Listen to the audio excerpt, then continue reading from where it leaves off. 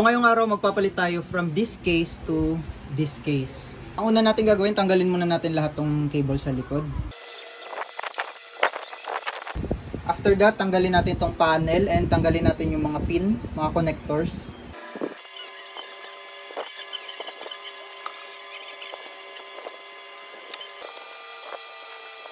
Tanggal na natin yung mga connectors, yung RAM at saka yung GPU. So tatanggalin natin ngayon yung PSU niya.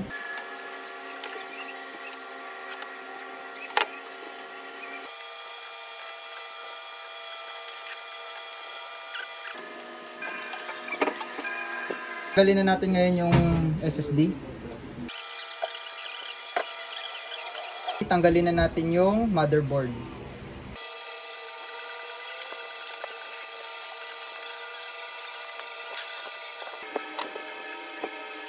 Tanggalin na natin yung 4 na fan, isa dito, tas 3 dito.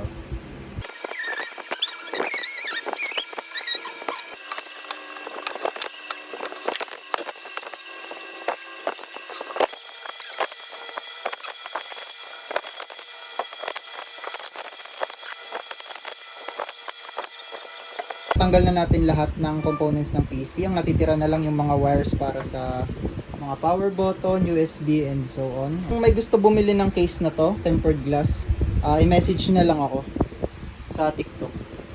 Ito na lahat yung mga components natin. Ayan. Ito na yung bagong case natin na ilalagay yung mga components natin.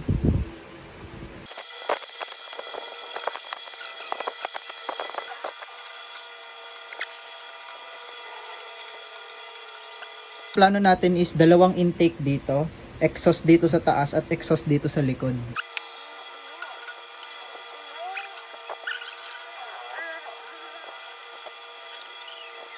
Yan, so na-install na natin yung mga fans. Ang sunod natin i-install ay yung motherboard at yung PSU.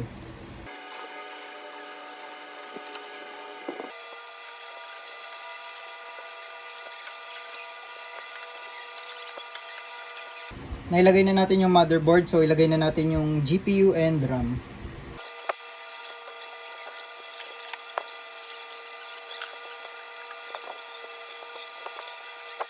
Ikakabit na natin ngayon yung PSU.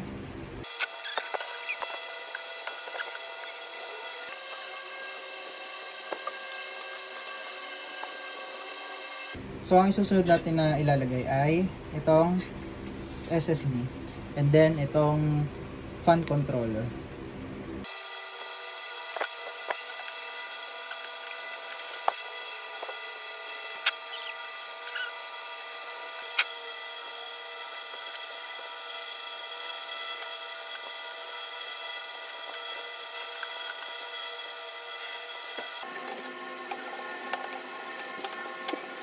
Ngayon, i-connect naman natin yung mga wire sa harap ng PC natin.